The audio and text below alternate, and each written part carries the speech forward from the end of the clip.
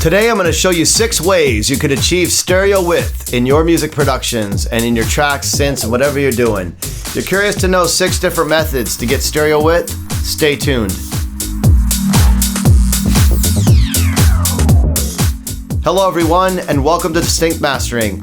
My name is Freddie. I'm a mastering engineer, producer, DJ, and president of Sleeping Giant Music. For over 2 decades, I've helped artists grow their careers, and now I'm here to help you with your music production skills. If you like my content, be sure to hit the like button, subscribe to my channel, and the bell notification will keep you up to date. Now let's chat about 6 ways you can achieve stereo width. Okay, today we're going to talk about 6 ways to achieve stereo width. Now I'm going to show you some examples. I pulled some examples from sample packs and a sample from Splice, just random MIDI that I had on my hard drive of something I played, The Weekend Blinding Lights. And I'm just going to give you some examples of some tools that you can use. The first example I'm going to show you is the most basic, is just to use a widening tool. So here I have one by Waves, and I've got this little guitar lick that I pulled from a sample pack. So let's rewind that. So if I unbypass this and I just spread this out, that gets a little bit wider. Here it is. Here's a bypassed. Not a whole lot, but it gives you a little bit of an image. You know, that's kind of the whole thing about the stereo widening tools, is you do need to kind of watch the correlation meters. Here I've got some phase meters up, and it's not changing the correlation, but it's not really doing much. Still mono. Here's another one that I like, and this one is by Polyverse and Infected Mushroom, and it's called Wider, and it's actually free. You should go check it out. Look at that. I don't know how this one actually works. They say it does not cause phase cancellation. And it is not actually causing phase cancellation. It is getting down there. If I sum it back to mono, I don't hear anything disappearing. But it is obviously a lot wider than the other tool. Now, mind you, I am clipping. I'm sorry, this is from a sample pack. This is not something that I made. Sample pack obviously came clipped. So you got to watch out for that. I have a video on gain staging. I'll leave you a link up above to that as well. So that's the first method. Just using your basic widening tool, the most basic method. Definitely watch your phase when using those. Make sure you're not losing any information. The next method here I'm going to show you is the Haas Effect. So the way I'm going to achieve the Haas Effect is I'm going to split this into mono. And there we go. I don't need that. What I need is, I need the Waves H delay on one of these. So I'm going to move it down to this one. So this one's going to play at the original speed. I'm going to turn the analog off. I'm going to turn the feedback off. I'm going to turn this into milliseconds. And I'm going to pan this one. This one's already panned 100% left, and this one's panned 100% right. So as I change it, you'll know how. Nothing ever stays the same. As I extend the milliseconds, the delay, you're going to hear the widening coming out. It's like a family tree, part of you and part of. And this is without that middle. I'm sorry I had that playing as well. So here's what it really sounds like. So as I extend this, you're going to hear it getting wider and wider.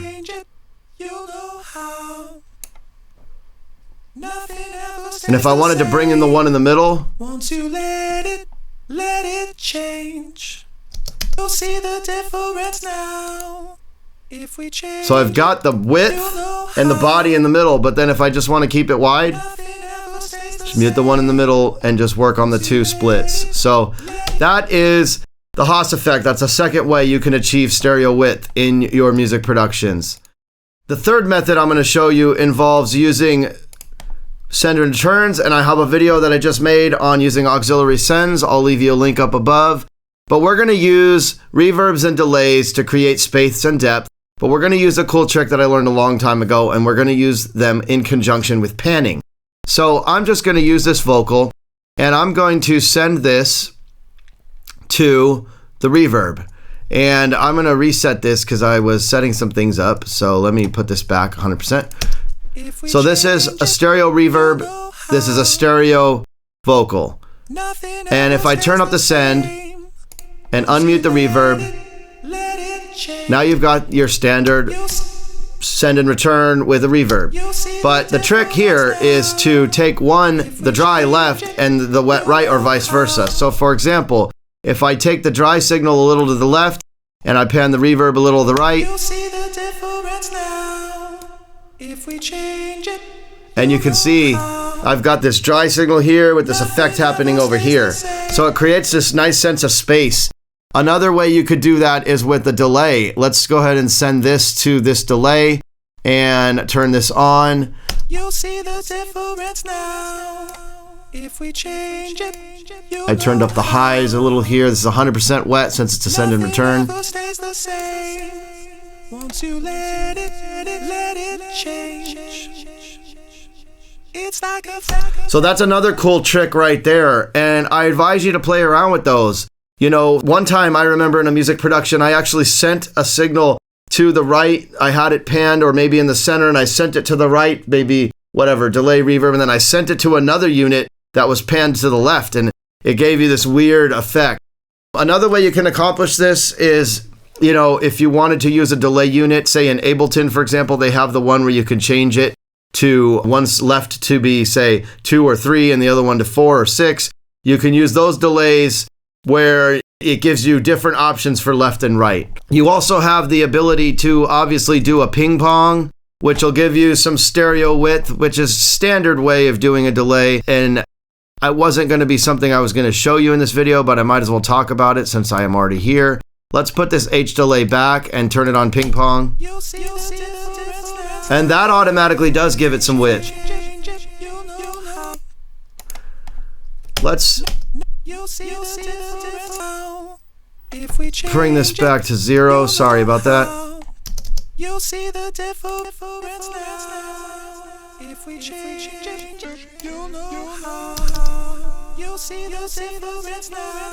It's a little different because it doesn't give you much width, but it's there. Okay, the next way that you can achieve stereo width is by processing different signals on the left and the right. And I'm not sure I'm much of a fan of this one, but I have a synth here with the Blinding Lights melody that I played.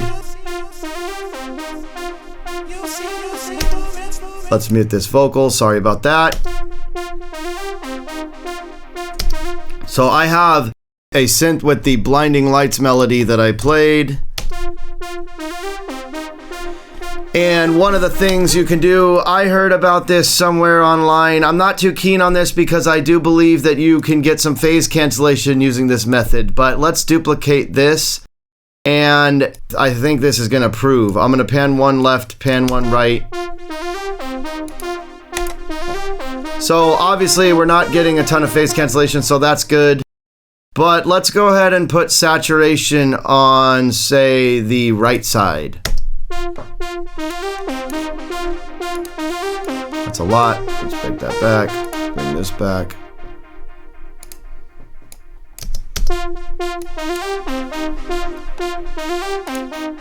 So that's giving us a little width, and it's not causing any phase issues. Just make sure you check your phase meters. This could work at times. Sometimes, though, I'm going to tell you that if you do this trick, you're going to have some phase cancellation. Let's play around with the panning.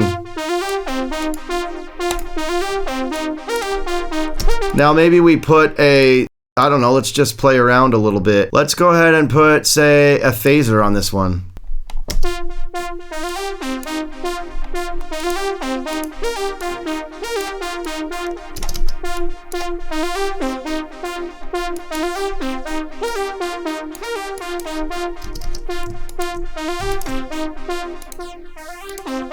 So that's the way that you can play. You know, I've never done that myself, where I've actually split the signal and panned them and processed them independently. It is kind of cool, I guess. It's another way of doing it. I would be careful about the phase issues that might come with that, though, once again. The next one that I'm going to show you is by layering. So I've got a piano open here, and this one is one of my favorite ways to do things. Let's go ahead and see what's going on. We've got Alicia's keys.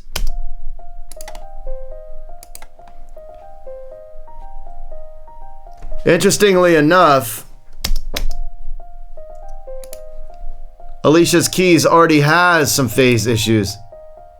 So that's interesting because, you know, you don't usually find presets or synths like this that have some phase issues, but that's sometimes how they design these. So know when you sum that to mono, you're going to lose some signal there, and that's not good. But let's, you know, play around with this. So I'm going to duplicate this, and what I'm going to do with this one is I'm going to eliminate this Alicia's Keys, and I'm going to pick a different one. I'm going to use a piano, so it's the same. Let's pick the Gentleman here. And now I've got two pianos. I'm going to take Alicia's Keys a little to the left. Let's loop this.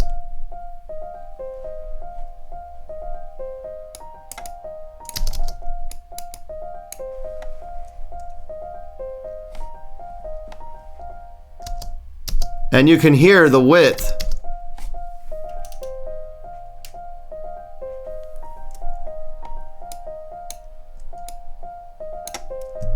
Versus if I mute that and go back.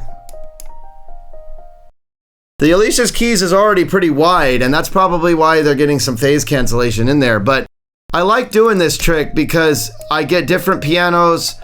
You know, you don't have to just do it with pianos. You can do it with anything. Another thing you could do is you could duplicate it again and do a third piano. The tricky part is, let's take this one now and maybe we pick the Giant. There it is. All right, so now I've got three pianos. I've got one essentially panned all the way. We can put it in the middle. And now you've got one in the middle and two on the right. Or you can put this and spread it a little in the stereo image. And so that's a way that you could use layering with different sounds to create somewhat more of a stereo image. Just make sure you're watching these correlation meters. But look, I'm getting less phasing issues than I was with just the Alicia's Keys 100%, which is interesting to me. So, mind you, gotta watch out for that Alicia's Keys right there. Now, the last method that I'm gonna show you, I pulled one of those song starters out from a Sennheiser pack. I don't use these very often, but it made sense to use it in this example because this one's gonna be hard to hear. You're gonna need to use some good monitors to hear this, but the way to achieve width with, you know, maybe a full mix or a track even, is you could use mid-side. And so what you're gonna do, let me play this for you a little bit. Let me unmute this. So this is a full track. And what you want to do is you want to turn on your mid side. So we'll put a low cut and we'll send this over to the sides. And what's going to happen is I'm going to go ahead and listen so you can hear what I'm doing. I'm going to wait till...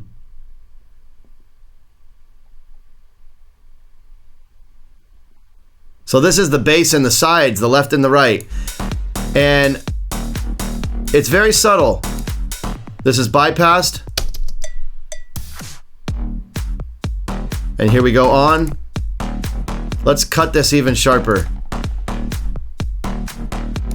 Bypassed. And as you can hear, it just made the sides a little wider.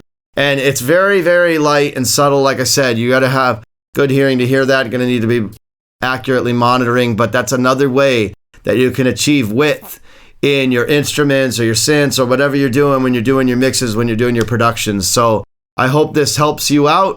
If you have any questions, shoot me a comment below. And that's an overview of 6 different ways that you could achieve stereo width in your music productions. If you have any questions, shoot me a comment down below. Thank you for watching this video. If you enjoyed it, be sure to hit the like button, subscribe to my channel, and the bell notification will keep you up to date. Once again, my name is Freddie from Distinct Mastering, and have a great day.